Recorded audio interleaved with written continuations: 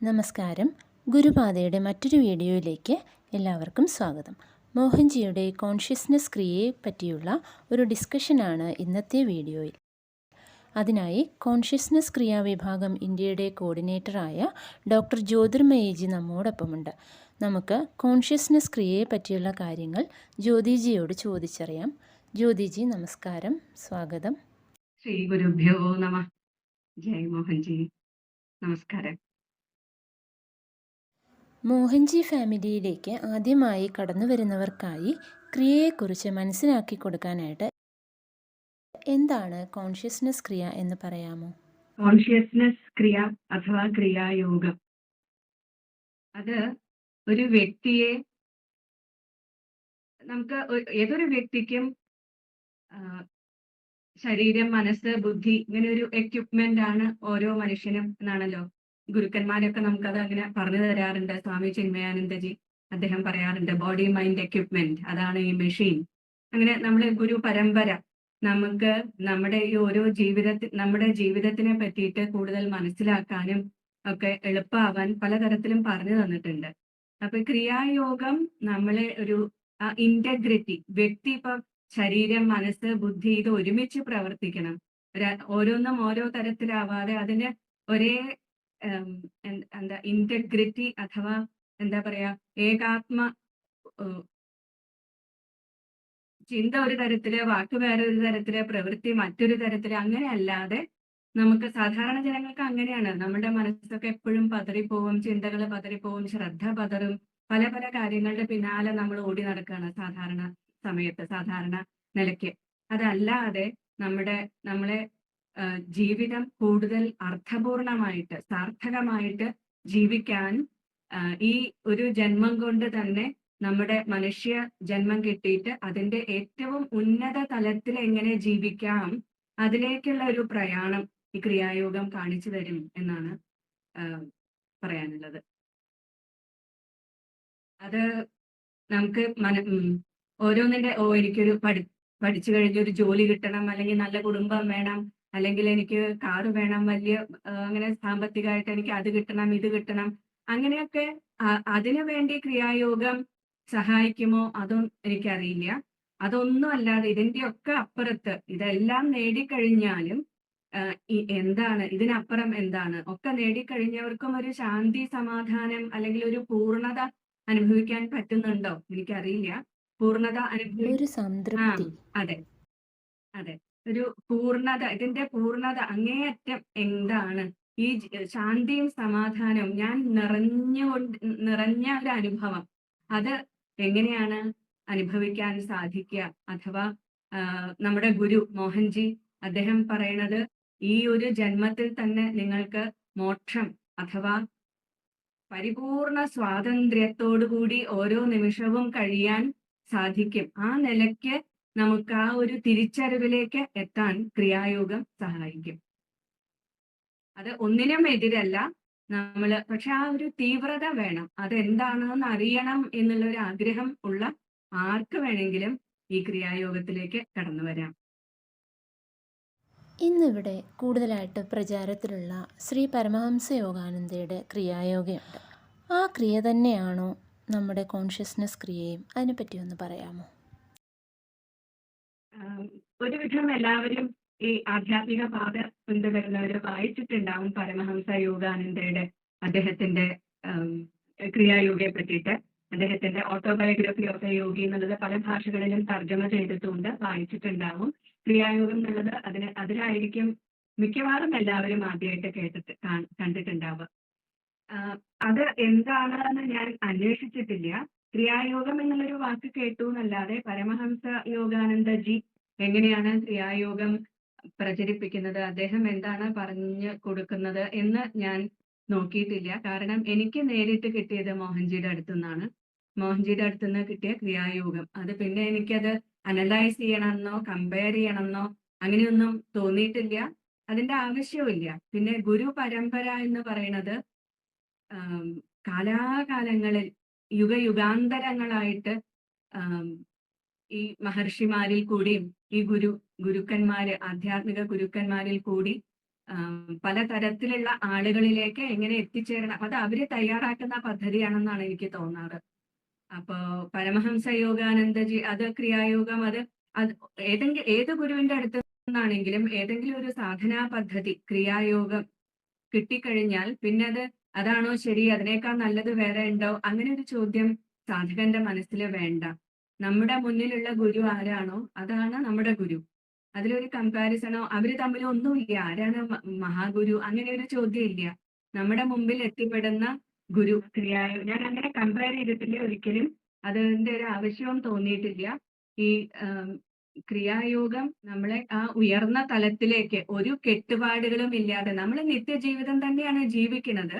പക്ഷെ ആ ഓരോ ദിവസത്തെ ജീവിതം എങ്ങനെ പരിപൂർണ സ്വാതന്ത്ര്യത്തോടുകൂടിയും പരിപൂർണ നിറവോടുകൂടിയും ഒന്നും ലാക്ക് ചെയ്യണ പോലെ അല്ലെങ്കിൽ എനിക്ക് അതില്ല ഇതില്ല എന്ന് തോന്നാതെ ആ ഒരു സമാധാനവും പൂർണ്ണതയും അബണ്ടൻസ് സമ്പന്നതയും ഒക്കെ അറിഞ്ഞ് ജീവിക്കാറാവും.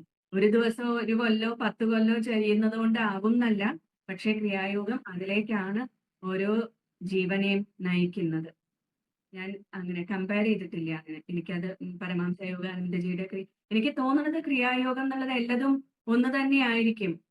പ്രവൃത്തി പഥത്തിൽ എന്തെങ്കിലും ചെറിയ ഞാൻ ടെക്നിക്കൽ ആ ഒരു യോഗിയുടെ ആത്മകഥ എന്നുള്ള ബുക്കിൽ ഞാനും വായിച്ചിട്ടുണ്ട്. അതായത് നമ്മുടെ നട്ടെല്ലിൻ്റെ താഴത്ത് നിന്ന് മുകളിലേക്ക് ഒരു പ്രാവശ്യം പ്രാണനെ കയറ്റി ഇറക്കുന്നത് ഒരു വർഷത്തെ സ്വാഭാവികമായിട്ട് നമുക്ക് കിട്ടുന്ന ആത്മീയ പുരോഗതിക്ക് തുല്യമാണെന്ന്. അത് തന്നെയാണോ മോഹൻജിയുടെ? മോഹൻജിയുടെ ക്രിയായോഗയിലും സങ്കല്പവും പ്രാണനും ശ്വസന നിയന്ത്രണവും സങ്കല്പവും ഭാവനയിൽ കാണലും വിഷ്വലൈസേഷനും അതെല്ലാം കൂടി ചേർന്ന ഒരു ടെക്നിക്കാണത്. അതിന് 2-3 ഘട്ടങ്ങളുണ്ട്. ചെറിയ ചെറിയ നമ്മുടെ മനസ്സിനെയും സങ്കല്പത്തിനെയും ഒക്കെ ഒന്ന് പാകപ്പെടുത്തി എടുക്കാൻ 2-3 തലത്തിലാണ്. അത് അത് അതങ്ങനെ പറയാൻ പറ്റില്ലല്ലോ. അത് അപേക്ഷ സ്വീകരിക്കപ്പെട്ടവർക്ക് ട്രെയിനിങ്ങിൽ പറഞ്ഞു കൊടുക്കുകയുള്ളൂ എന്താണെന്നുള്ളത്. അതിനെ പ്രിപ്പയർ ചെയ്യേണ്ട മനസ്സിനെയും ശ്വാസത്തിനെയും സങ്കല്പത്തിനെയും ഒക്കെ ഒരു 2-3 തലത്തിൽ കൂടി കൊണ്ടുപോയിട്ട് നയിച്ചിട്ടാണ് മെയിൻ ക്രിയായോഗം എന്നുള്ള പദ്ധതി 10 മിനിറ്റ് അതിലേക്ക് എത്തിക്കുന്നത്. അതെ അതെ. സാധാരണ മെഡിറ്റേഷനും ഈ ക്രിയായോഗയും തമ്മിൽ ഫലത്തിൽ എന്താണ് വ്യത്യാസം? ഇങ്ങനെ കേട്ടിട്ടുണ്ട്, റോക്കറ്റ് സയൻസ് ആണ്, റോക്കറ്റ് വേഗത്തിലാണ് ഇതിൻ്റെ ഒരു എഫക്റ്റ് കിട്ടുന്നത് എന്ന് കേട്ടിട്ടുണ്ട്. എന്താണ് അതിനെപ്പറ്റി? മോഹൻജി പറയാറുണ്ട്, റോക്കറ്റ് വേഗത്തില് ഒരു ജീവാത്മാവിനെ അഥവാ ജീവനെ മോക്ഷപാതയിലേക്ക് നയിക്കാൻ ഈ ക്രിയായോഗം സഹായിക്കും എന്നുള്ളത്. സാധാരണ നിലയ്ക്ക് നമുക്കൊരു ഒരു യാത്രയുടെ ഒരു തുടക്ക സ്ഥാനത്ത് നിന്ന് ലക്ഷ്യസ്ഥാനത്തിലേക്ക് എത്താൻ പലതരത്തിൽ പോവാം. നടന്നു പോവാണെങ്കിൽ കാലം ചിലപ്പോൾ കുറേ എടുക്കും. ഒരു വാഹനം ഉണ്ടെങ്കിൽ കുറച്ചുകൂടി വേഗത്തിലെത്തും. അതുപോലെ ഒരു ജീവന് ഒരു ജന്മം കിട്ടി നമ്മൾ സാധാരണ നിലയ്ക്കാണെങ്കിൽ ഒരു ജീവിതം എന്ന് പറഞ്ഞാൽ നമ്മൾ പല പല ആഗ്രഹങ്ങൾ ഉണ്ടാവും. ആ ആഗ്രഹത്തിനനുസരിച്ച് പല കാര്യങ്ങൾ ചെയ്യും, കർമ്മങ്ങൾ ചെയ്യും. എല്ലാ കർമ്മത്തിനും കർമ്മഫലം ഉണ്ട്. ആ കർമ്മഫലം നല്ലതോ ചീത്തയോ കർമ്മത്തിനനുസരിച്ച് അതിന്റെ ഫലം അനുഭവിക്കാൻ നമ്മൾ അനുഭവിച്ചേ തീരൂ. നല്ലതാണെങ്കിൽ നല്ല ഫലങ്ങൾ അനുഭവിക്കാൻ തരത്തിൽ നമ്മൾ വേറൊരു ജന്മം എടുക്കും. ചീത്തതാണെങ്കിലും അഥവാ സത്കർമ്മത്തിനും ദുഷ്കർമ്മത്തിനും ഏത് തരത്തിലുള്ള കർമ്മത്തിനും കർമ്മഫലങ്ങൾ അനുഭവിക്കാൻ നമ്മൾ വീണ്ടും വീണ്ടും ജന്മം എടുത്തുകൊണ്ടിരിക്കും. ഓരോ ജന്മത്തിലും വീണ്ടും കർമ്മങ്ങൾ ചെയ്യും. ആ കർമ്മങ്ങൾക്കനുസരിച്ച് ഫലം വീണ്ടും ഉണ്ട്. അപ്പൊ ഇതൊരു പണ്ട് പറയാറുണ്ടല്ലോ, സംസാര ചക്രം, സംസാര സാഗരം എന്നൊക്കെ. നമ്മളൊരു കടലില് മുങ്ങിപ്പോണ പോലെയാണത്. സാധാരണക്കാരായ നമ്മള് പലപ്പോഴും ഒരു കടലില് പെട്ടു, അവിടെ പല പല കാര്യങ്ങളും ഉണ്ട്. നമ്മൾ മുങ്ങി നീന്താനും അറിയില്ലെങ്കിൽ എന്തൊരു ബുദ്ധിമുട്ടാ. നമ്മളത് വളരെയധികം ദുരിതപൂർണമായിരിക്കും അതുമായിട്ട് താരതമ്യപ്പെടുത്താറുണ്ട് കവികളും മഹാത്മാക്കളും ഒക്കെ സാധാരണക്കാരന്റെ ജീവിതം. അപ്പൊ നമ്മൾ ഓരോ അസുഖം, ദുരിതം, ഓരോന്ന് വരുമ്പോഴും നമ്മൾ വല്ലാതെ അധികം കഷ്ടപ്പെടും അല്ലെ. അപ്പൊ സാധാരണ നിലയ്ക്ക് നമ്മൾ അങ്ങനെ ജീവിച്ചു പോവുകയാണെങ്കിൽ വീണ്ടും വീണ്ടും ഈ ചക്രത്തിന്റെ ഉള്ളിൽ അതൊന്ന് പുറത്തേക്ക് വരാനൊരു മാർഗമില്ല. ഇതിൽ തന്നെ ജീവിക്കുക, മരിക്കുക, പിന്നെയും ജനനം, പിന്നെയും മരണം, അങ്ങനെ അങ്ങനെ തുടർന്ന് പോവുകയുള്ളൂ. കുറേ ജന്മങ്ങൾ കഴിഞ്ഞിട്ടാവും ഒരു മനുഷ്യൻ ചിന്തിക്കുന്നുണ്ടാവുക. ഓ, ഇങ്ങനെ തന്നെ ഇതല്ലാണ്ട് ഇതിന്റെ അപ്പുറത്തേക്ക് എന്തെങ്കിലും ഉണ്ടോ? പരമമായ ആനന്ദം, നിത്യമായ ആനന്ദം അങ്ങനെ വല്ലതും ഉണ്ടോ എന്നൊക്കെ ആലോചിച്ച് തുടങ്ങുന്നതും ആധ്യാത്മിക പാതയിലേക്ക് അന്വേഷണം എത്തുന്നതുമൊക്കെ കുറേ മറ്റു തരത്തിലുള്ള ജന്മങ്ങൾ കഴിഞ്ഞതിന് ശേഷമാണ്. നമ്മുടെ ശാസ്ത്രങ്ങളും പറയാറുണ്ട്, എത്രയോ കുറേ ജന്മങ്ങൾക്ക് ശേഷമാണ് ഒരു മനുഷ്യൻ ആ ചിന്തയിലേക്ക് എത്തുന്നത്.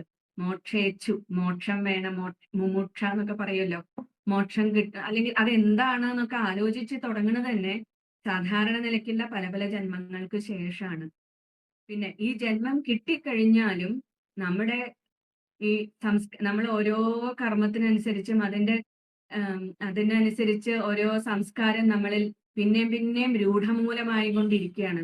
ഉറച്ച് ഇപ്പൊ നോക്കൂ, മധുരം ഇഷ്ടമാണ് അല്ലെങ്കിൽ ഐസ്ക്രീം ഇഷ്ടമാണ്, അതിങ്ങനെ കഴിക്കും തോറും വീണ്ടും വേണം വീണ്ടും വേണം വീണ്ടും വേണം എന്നുള്ള, അപ്പൊ നമ്മൾ അതിന്റെ ക്രേവിങ് പോലെ അതിന്റെ പിന്നാലെ തന്നെ പോകും. അതൊരു ചെറിയ ഉദാഹരണം പറഞ്ഞു എന്നേ ഉള്ളൂ. അങ്ങനെ ഓരോരുത്തർക്ക് പല പല ആഗ്രഹങ്ങളായിരിക്കാം. അപ്പൊ അങ്ങനെ അങ്ങനെ അങ്ങനെ നമ്മൾ അതിന്റെ പിന്നാലെ സമയവും സമ്പത്തും ഒക്കെ അങ്ങനെ വേസ്റ്റ് ചെയ്യും. ഒക്കെ കഴിഞ്ഞ് അവസാനം ഇതൊന്നും പറ്റാണ്ട് ആവുമ്പോഴാണ് അയ്യോ ഇനിയിപ്പോ എന്താ ചെയ്യാ, സമയം അപ്പോഴേക്കും കഴിയാറായിട്ടും ഉണ്ടാവും. അപ്പോ അത് നമ്മൾ ഈ ആഗ്രഹങ്ങളുടെ പിന്നാലെ പോകുമ്പം നമ്മൾ സാധാരണ നിലയിൽ നിന്ന് മുകളിലേക്ക് ശരിക്കും ഒരു മനുഷ്യന് ഉയർന്ന തലത്തിലുള്ള അനുഭവം, ആ അനുഭവം എപ്പോഴും അനുഭവിക്കാനുള്ള സാധ്യതയുണ്ട്. ഓരോ മനുഷ്യനും ആ പൊട്ടൻഷ്യൽ ഉണ്ട്, ആ സാധ്യത ഉണ്ട്. ആ സാധ്യതയിലേക്ക് എത്തിച്ചേരാൻ ഒരു റോക്കറ്റിൽ എത്ര വേഗം കുറെ ദൂരം താണ്ടാൻ പറ്റുമോ അതുപോലെ ക്രിയായോഗം സാധിപ്പിച്ചു തരും എന്നാണ് പറയുന്നത്. നിരന്തരം ഇത് അഭ്യസിച്ചാൽ പല പല ജന്മങ്ങൾ വേണ്ടാന്ന് വരും. പിന്നെ ഇനിയും ചിലപ്പോ നമുക്ക് 1000 ജന്മങ്ങൾ ബാക്കി ഉണ്ടാവാം. ക്രിയായോഗ പരിശീലിച്ചാൽ ചിലപ്പോൾ അത് 100 അല്ലെങ്കിൽ അത്രയും തീവ്രതയോടുകൂടി പരിശീലിക്കുന്ന, വിശ്വാസത്തോടുകൂടി പരിശീലിക്കുന്ന ആൾക്ക് ചിലപ്പോൾ ഇനി 10 അല്ലെങ്കിൽ 2, ചിലപ്പോൾ 1 ഒന്നും പറയാൻ പറ്റില്ല. നമ്മുടെ തീവ്രതയ്ക്ക് അനുസരിച്ചാണത്. ഗുരുവിലുള്ള വിശ്വാസവും നമ്മുടെ തീവ്രതയും. മോഹൻജി പറയാറുണ്ട്, ഈ ജന്മത്തിൽ തന്നെ മോക്ഷം വേണമെങ്കിൽ അത്രയും തീവ്രതയോടുകൂടി മോഹൻജിയെ സമീപിച്ചാൽ ഈ ക്രിയായോഗ അത് പരിശീലിക്കുകയും ചെയ്താൽ തീർച്ചയായിട്ടും അതുപോലും സാധിക്കും എന്ന് ഉറപ്പിച്ച് പറയാറുണ്ട് മോഹൻജി. അതെ. പിന്നെ ഈ ക്രിയായോഗ പരിശീലിക്കുമ്പോൾ നമ്മൾ എന്തെങ്കിലും പ്രത്യേക ചിട്ടകൾ എന്തെങ്കിലും പാലിക്കേണ്ടതുണ്ടോ? അതായത് ആഹാരത്തിൽ നമ്മൾ വെജിറ്റേറിയൻ ആകുക, വീഗൻ ആകുക, അങ്ങനെ എന്തെങ്കിലും ഉണ്ടോ? കഴിയുന്നതും നമ്മൾ മറ്റുള്ളവരെ ഉപദ്രവിക്കാത്ത തരത്തില്, ഒരു തരത്തിലും നമ്മുടെ ജീവിതം കൊണ്ട് മറ്റു ജീവികൾക്കോ മറ്റ് ഒന്നിനും ഒരു കോട്ടമോ അല്ലെങ്കിൽ ഒരു തരത്തിലും നമ്മൾ അവരെ ഉപദ്രവിക്കരുത്. ആ തരത്തിൽ വേണം. തീർച്ചയായിട്ടും വെജിറ്റേറിയൻ ആഹാര രീതി അത് തീർച്ചയായിട്ടും അത് അപേക്ഷകരോട് തന്നെ പറയാറുണ്ട്. ഒന്നും നല്ലതോ മോശമോ ആയിട്ടല്ല, പക്ഷെ നമ്മുടെ ജീവൻ പുഷ്ടിപ്പെടുത്താൻ, നമ്മുടെ ദേഹം അല്ലെങ്കിൽ ശരീരം പുഷ്ടിപ്പെടുത്താൻ, നമ്മൾ ജീവിക്കാൻ മറ്റൊരു ജീവിയെ ഉപദ്രവിച്ചിട്ട് വേണം എന്ന് വരുന്നത് മോശമല്ലേ? അപ്പോ സസ്യാഹാര രീതി പിന്തുടരണം. അപേക്ഷിക്കാൻ അതൊരു എലിജിബിലിറ്റി ആണെന്ന് പറയണില്ല. പക്ഷെ അപേക്ഷിച്ച് കഴിഞ്ഞ് ക്രിയായോഗ പരിശീലനം കിട്ടുമ്പോഴത്തേക്കും അത് നിങ്ങൾക്ക് അത്രയും ക്രിയായോഗ വേണമെന്നുള്ളവര് ബാക്കിയെല്ലാം വിടാൻ തയ്യാറാവുമല്ലോ. സസ്യാഹാര രീതി നിർബന്ധമാണ്. പിന്നെ വീഗൻ അതിലേക്ക് എത്തണം. അതും ക്രമത്തിൽ വീഗൻ ആഹാര രീതി അഥവാ പാലുൽപ്പന്നങ്ങൾ അതൊന്നും ഉപയോഗിക്കാത്ത അങ്ങനെ ആ രീതിയിലേക്ക് എത്തണം എന്നാണ് പറയുന്നത്. അത് കാരണം എന്താന്ന് വെച്ചാൽ പശുവോ പാലോ മോശമായിട്ടല്ല, പക്ഷെ പലതരത്തിലും ഈ ഫാം ഇൻഡസ്ട്രി വന്നതോടുകൂടി ഒരു പാലുണ്ടാക്കാനുള്ള ഒരു യന്ത്രം എന്നുള്ള നിലയ്ക്കാണ് പശുവിനെ പല സ്ഥലത്തും ട്രീറ്റ് ചെയ്യുന്നത്. പശുവിനെ അങ്ങനെയാണ്. ഓരോ പ്രസവം കഴിഞ്ഞ് പാല് കറക്കണ ആ സമയം കഴിയുമ്പോഴേക്കും വീണ്ടും അതിനെ കുത്തിവെച്ചിട്ടോ വീണ്ടും അതിനെ പ്രസവിപ്പിക്കുക. കുട്ടിയെ പോലും പരിചരിക്കണില്ല. കുട്ടിയെ തള്ളയുടെ അടുത്ത് നിർത്തണമില്ല. കുട്ടിയെ മാറ്റി വീണ്ടും ഇതിനെ പലതരത്തിലുള്ള ഭക്ഷണം കൊടുത്ത് അങ്ങനെ ആ തരത്തിലാണ് ഒരു വ്യവസായം എന്നുള്ള നിലയ്ക്കാണ് പാല് കിട്ടാനുള്ള ഒരു യന്ത്രം എന്നുള്ള നിലയ്ക്ക് ഒരു ഒരു ഒരു ജീവി എന്നുള്ള പരിഗണന പോലും കൊടുക്കാതെയാണ് പ്രത്യേകിച്ചും പാശ്ചാത്യ രാജ്യങ്ങളിലൊക്കെ എന്ന് കേട്ടിട്ടുണ്ട്. എനിക്ക് കൃത്യമായിട്ട് അറിയില്ല. അതേസമയം നമ്മള് ഭക്തിയോടും ബഹുമാനത്തോടു കൂടിയും വളർത്തുകയാണെങ്കിൽ അത് അധികം ദോഷം ഉണ്ടാവില്ല. പക്ഷെ നമ്മൾ പാലിന് വേണ്ടി ആവരുത് പശുവിനെ ചാണകവും മൂത്രവും തന്നെ ഗോമൂത്രവും ചാണകവും തന്നെ എത്ര മൂല്യമുള്ളതാണ് ഈ ഭൂമിയില് പരിസ്ഥിതി സംബന്ധമായിട്ടും മണ്ണിന് ജീവൻ വെക്കുന്നത് ജീവൻ നിലനിർത്താൻ ചാണകവും ഗോമൂത്രവും ഒക്കെ വളരെയധികം പ്രയോജനപ്രദമാണ്. അതിനു പോലും ഗോമാതാവിനെ അഥവാ പശുവിനെ നമ്മൾ ആരാധിക്കണം. പാലിന് വേണ്ടിയോ ബിസിനസിന് വേണ്ടിയോ ആവരുത്. അപ്പോ ക്രിയായോഗ വേണം എന്നുള്ളവര് മൃഗങ്ങളിൽ നിന്നുള്ള ഒന്നും അഥവാ പാലും പാലുൽപ്പന്നങ്ങളും കൂടി ക്രമേണ ഉപേക്ഷിക്കാൻ തയ്യാറാവണം. പിന്നെ ഈ ക്രിയായോഗയ്ക്ക് അപ്ലൈ ചെയ്യാനായിട്ട് പ്രത്യേക സമയമുണ്ടോ? എപ്പോഴാണ് വിളിക്കുന്നത്? മോഹൻജി.org എന്നുള്ള വെബ്സൈറ്റിൽ പോയാൽ അവിടെ ക്രിയായോഗ അതിലേക്ക് പോയി കഴിഞ്ഞാൽ ലിങ്ക് ഉണ്ട്. അപേക്ഷിക്കണം എന്നുള്ളവർക്ക് ആ ലിങ്കിൽ അപ്ലൈ ചെയ്യാം. ഏത് സമയത്ത് വേണമെങ്കിലും അപ്ലൈ ചെയ്യാം. അപേക്ഷകർ ഒരു പ്രത്യേക എണ്ണം 10ഓ 20ഓ അപേക്ഷകരായി കഴിഞ്ഞാൽ ട്രെയിനിങ് സംഘടിപ്പിക്കും. ഏത് സമയത്ത് വേണമെങ്കിലും പ്രധാനമായിട്ട് നിങ്ങൾക്ക് ഓരോരുത്തർക്കും അത് ക്രിയായോഗം പ്രാക്ടീസ് ചെയ്യണം, എനിക്ക് ആധ്യാത്മികമായി പുരോഗതി നേടണം, അഥവാ അങ്ങനെ തീർത്തും ആഗ്രഹമുള്ളവർക്ക് ആർക്ക് വേണമെങ്കിലും അപേക്ഷിക്കാം. അതിന് ചില തയ്യാറെടുപ്പുകളും ഒക്കെ ഉണ്ട്. പക്ഷെ ഏത് സമയത്ത് വേണമെങ്കിലും അപേക്ഷിക്കാം. ശരിക്കും മനസ്സ് തയ്യാറാവുമ്പോഴാണ് എനിക്കത് വേണം, തീവ്രമായിട്ട് അത് മനുഷ്യ ജീവിതം കൊണ്ട് നേടേണ്ട ഏറ്റവും ആ ഉയർന്ന അനുഭവ അവസ്ഥ അത് നേടണമെന്ന് ആഗ്രഹം തോന്നുന്ന ആർക്കും എപ്പോ വേണമെങ്കിലും അപേക്ഷിക്കാം. മലയാളത്തിലും ഈ ട്രെയിനിങ് ഇപ്പോൾ ലഭ്യമാണോ? ട്രെയിനിങ് ഓൺലൈനായിട്ടാണോ അതോ നേരിട്ടാണോ? എങ്ങനെയാണത്? ക്രിയായോഗം സാധന അതായത് ട്രെയിനിങ് ഒരു 5-6 മണിക്കൂർ എടുക്കും ശരിക്ക് ട്രെയിനിങ്. അപ്പോ കുറെ അപേക്ഷകരുണ്ടെങ്കിൽ മലയാളത്തിലും ട്രെയിനിങ് ഉണ്ട്. അത് ആവശ്യത്തിനനുസരിച്ച് ചിലപ്പം ആദ്യത്തെ ആ ഒരു ഇൻട്രഡക്ഷൻ പാർട്ടൊക്കെ ഒരു 2 മണിക്കൂർ ഓൺലൈൻ ആയിട്ടും നടത്താറുണ്ട്.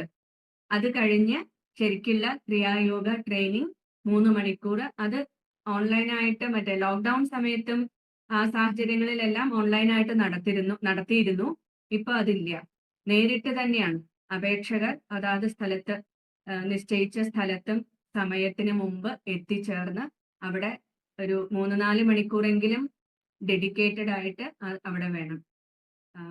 മലയാളത്തില് ക്രിയായോഗ ട്രെയിനിങ് നടത്തുന്ന ആചാര്യര് ഉണ്ട്, അവര് ട്രെയിനിങ് നടത്തും.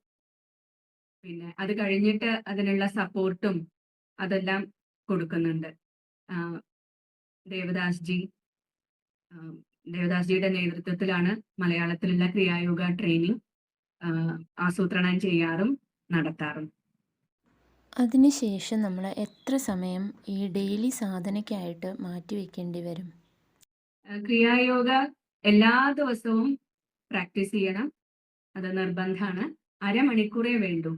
ഒരു ദിവസത്തിൽ എപ്പോ വേണമെങ്കിലും ആവാം. പക്ഷെ സൂര്യോദയത്തിന് ബ്രാഹ്മ മുഹൂർത്തത്തിൽ തുടങ്ങാം. ഒരു 4 മണി 4:30 4 മണിക്കെല്ലാം ചെയ്യാം. 4 മണി മുതൽ സന്ധ്യയ്ക്ക് സൂര്യാസ്തമയം വരെ എന്നാണ് നിയമം. അതിനിടയ്ക്ക് എപ്പോ വേണമെങ്കിലും ഒരു 1/2 മണിക്കൂർ സമയം നീക്കി വെക്കാം. എന്നും ഒരേ സമയത്ത് ഒരേ സ്ഥലത്തിരുന്ന് ചെയ്യുകയാണെങ്കിൽ അതാണ് ഏറ്റവും നല്ലത്. കാരണം നമ്മുടെ മനസ്സിന് കുറച്ചും കൂടി ഒരു ചിട്ട വരും. അപ്പം മനസ്സിനൊരു ചിട്ട വരും അങ്ങനെ തന്നെ ഫോളോ ചെയ്താൽ. അപ്പൊ ബ്രാഹ്മ മുഹൂർത്തത്തിലൊക്കെ ആവുമ്പോൾ 4 മണി 4:30 5 മണിയൊക്കെ ആവുമ്പോൾ വേറെ മറ്റു തിരക്കുകളോ മറ്റ് ബഹളങ്ങളോ ഒന്നും ഉണ്ടാവില്ല. വാഹനത്തിന്റെ ശബ്ദങ്ങൾ അതൊക്കെ കുറവായിരിക്കുമല്ലോ. അപ്പോ ആ സമയത്താണ് നല്ലത്. പക്ഷെ ഏത് സമയത്തും ചെയ്യാം. പിന്നെ ജോലി തിരക്കുകളും മറ്റു കാര്യങ്ങൾ കൊണ്ടെല്ലാം സൂര്യാസ്തമയത്തിന് മുമ്പ് ചെയ്യാൻ പറ്റിയില്ല എന്നുണ്ടെങ്കിൽ രാത്രി ആണെങ്കിലും ചെയ്യാം. പക്ഷെ മുടങ്ങരുത്, അതാണ് പറഞ്ഞത്, മുടങ്ങരുത്. അപ്പൊ രാത്രിയാണെങ്കിൽ പോലും ചെയ്യാം, പ്രിഫറബിളി സൂര്യാസ്തമയത്തിന് മുമ്പ്. ഓക്കെ. മറ്റെന്ത് കാര്യങ്ങളാണ് ജ്യോതിജിക്ക് ക്രിയായോഗയെക്കുറിച്ച് കൂടുതലായിട്ട് പറയാനുള്ളത്? ഈ ക്രിയായോഗം മോഹൻജി പറഞ്ഞു തരുന്നത് അത് ലെവൽ 1, ലെവൽ 2, ലെവൽ 3, ലെവൽ 4 അങ്ങനെ ഉണ്ട്. അത് ലെവൽ 4 എത്തിയാലേ അങ്ങോട്ട് എത്തുള്ളൂ, മുകളിലേക്ക് എത്തുള്ളൂ അങ്ങനെയൊന്നുമില്ല. ക്രിയായോഗ ലെവൽ 1 തന്നെ ചിലപ്പം അത്രയും തീവ്രതയോടുകൂടി ശ്രദ്ധയോടും വിശ്വാസത്തോടും കൂടി ചെയ്യുന്നവർക്ക് ചിലപ്പോൾ ക്രിയായോഗ ലെവൽ 1 തന്നെ മതിയാവും. അങ്ങനെ ഞാൻ പറയുന്നത് എന്താന്ന് വെച്ചാൽ അത് ലെവൽ 2 അപ്ലൈ ചെയ്യണമെങ്കിൽ ലെവൽ 1 ഒരു കൊല്ലം 365 ദിവസം ഒരു മുടക്കം കൂടാതെ ചെയ്യണം, ചെയ്യാൻ സാധിക്കണം. അപ്പൊ ലെവൽ 2 അപേക്ഷിക്കാൻ യോഗ്യതയാവും. പിന്നെ ക്രിയായോഗ ഞാൻ നേരത്തെ പറയാൻ വിട്ടുപോയി. ക്രിയായോഗ പരിശീലിക്കാൻ ഒരു ജീവിത രീതി, അഹിംസ, പ്രധാനമായിട്ട് അഹിംസ, ചിന്ത കൊണ്ടും വാക്കുകൊണ്ടും പ്രവൃത്തി കൊണ്ടും മറ്റുള്ളവരെ പറ്റി മോശമായി വിചാരിക്കാനോ പ്രവർത്തിക്കാനോ ഒന്നും പാടില്ല. അങ്ങനെ കുറെ ഉണ്ട്. ക്രിയാപ്രതിജ്ഞ, ക്രിയാ വൗസ് എന്ന് പറഞ്ഞിട്ട് 10 പ്രതിജ്ഞ ഉണ്ട്. അത് എല്ലാ ദിവസവും വളരെ ശ്രദ്ധയോടുകൂടി മനസ്സിരുത്തി വായിക്കണം. അത് അതേപോലെ ജീവിതത്തിൽ അതൊക്കെ പകർത്താൻ ശ്രമിക്കുകയും വേണം. നമ്മുടെ ചുറ്റുപാടുകൾ, അതിനോട് നമ്മുടെ ചുറ്റുപാടുകളോട് യുദ്ധം ചെയ്യാതെ, ജീവിതം എന്നുള്ളതൊരു യുദ്ധമല്ല ശരിക്കും. നമ്മുടെ ചുറ്റുപാടുകൾ നമ്മൾ തന്നെ തെരഞ്ഞെടുത്തത്, അറിയാതെയോ അറിഞ്ഞോ തെരഞ്ഞെടുത്ത കാര്യങ്ങളാണ് നമുക്ക് വന്നു ചേരുന്നത്. അപ്പോ അത് യുദ്ധം ചെയ്യാൻ എന്നുള്ളതല്ലാതെ നമ്മൾ സമരസപ്പെട്ട് നമ്മൾ കൃതജ്ഞതയോടുകൂടി നമുക്ക് വന്നു ചേരുന്നതിനോടും നമുക്ക് ഈ ജന്മം തന്നതിനോടും ജന്മത്തിലെ ജീവിതത്തിലെ ഓരോ നിമിഷവും നമ്മൾ കൃതജ്ഞതാപൂർണമായിട്ട് ജീവിക്കുകയാണെങ്കിൽ അത് തന്നെ വളരെ നല്ലൊരു കാര്യം. അങ്ങനെ ചെറിയ ചെറിയ കാര്യമാണെന്ന് തോന്നും, പക്ഷെ ഇത് നമ്മളത് ജീവിതത്തിലെ പ്രാക്ടീസ് ചെയ്യുകയാണെങ്കിൽ, ജീവിതത്തിൽ അത് നമ്മൾ എത്രത്തോളം പകർത്തുന്നുവോ അത്രത്തോളം നമ്മൾ പോസിറ്റിവിറ്റി നമ്മൾ ആക്ച്വലി ജീവിതത്തിൽ കൊണ്ടുവരികയാണ് ചെയ്യുന്നത്. ഈ പ്രപഞ്ചത്തിൽ നിറഞ്ഞു നിൽക്കുന്ന ഊർജം ഉണ്ടല്ലോ, അതില് നല്ല പോസിറ്റീവ് ഫ്രീക്വൻസി, നമ്മളുടെ ചിന്തക്കനുസരിച്ചാണ് നമ്മള് നല്ല നല്ല കാര്യങ്ങളെ നമ്മള് നല്ല സങ്കല്പങ്ങളും നല്ല ചിന്തകളും ഉണ്ടാവുമ്പം ആ തരത്തിലുള്ള ഫ്രീക്വൻസി, ആ തരത്തിലുള്ള ഊർജത്തിനെയാണ് നമ്മളിലേക്ക് അട്രാക്ട് ചെയ്യുന്നത്. നമ്മളിലേക്ക് നല്ല നല്ല കാര്യങ്ങൾ എത്തിച്ചേരും. അതേസമയം നമ്മൾ എപ്പോഴും നെഗറ്റീവും ഫൈറ്റിംഗ് മോഡിലാണെന്നുണ്ടെങ്കിൽ എന്താണോ നമ്മൾ ഫൈറ്റ് ചെയ്ത് അകറ്റാൻ ഉദ്ദേശിക്കുന്നത് ആ തരത്തിലുള്ള കാര്യങ്ങളെയാവും നമ്മൾ ആകർഷിച്ച് കൊണ്ടുവരുന്നുണ്ടാവുക. പലപ്പോഴും നമുക്ക് തോന്നിയിട്ടുണ്ടാവും ജീവിതത്തില് വീണു എന്തോ പറ്റി, അത് കഴിഞ്ഞു 2 മാസം കഴിഞ്ഞു വീണ്ടും വീണു, അല്ലെങ്കിൽ ഒരേ തരത്തിലുള്ള അനുഭവം വീണ്ടും വീണ്ടും ആവർത്തിച്ചു വരണു. പ്രത്യേകിച്ചും ദുരിതങ്ങളൊക്കെ അങ്ങനെ വരുമ്പോ നമ്മൾ തോന്നുന്നത് എന്താ അത് എനിക്ക് ഇങ്ങനെ വരണത്, അടിക്കടി എന്താ പ്രശ്നം വരണത്.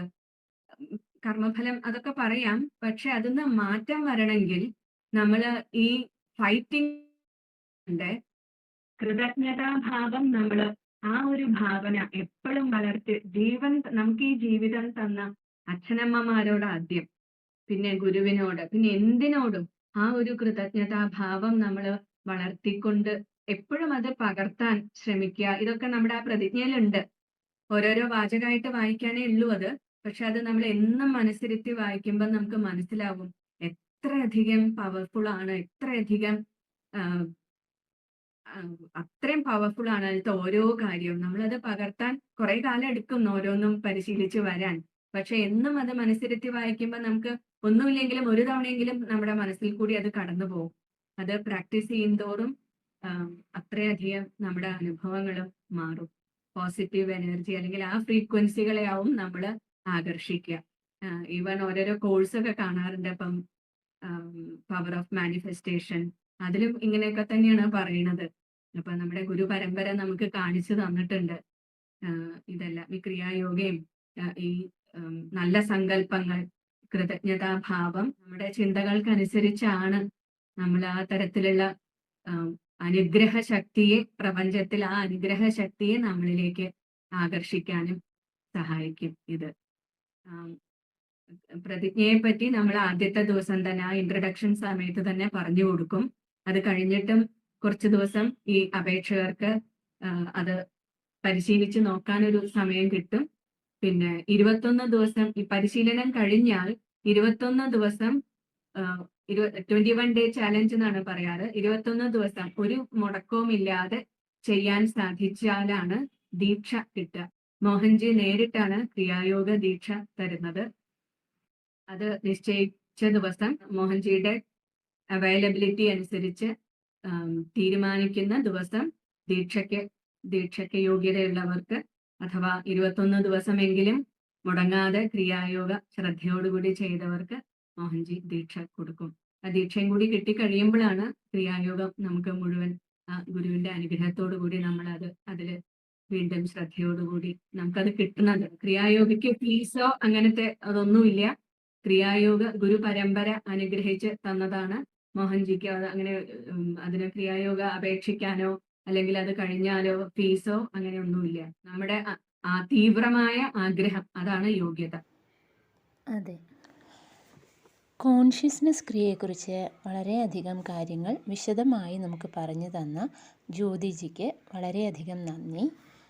കോൺഷ്യസ്നസ് ക്രിയയെക്കുറിച്ചുള്ള നിങ്ങളുടെ സംശയങ്ങൾക്ക് കോൺടാക്റ്റ് ചെയ്യാനുള്ള നമ്പർ ഡിസ്ക്രിപ്ഷനിൽ കൊടുക്കാം. നന്ദി, നമസ്കാരം. ജയ് മോഹൻജി.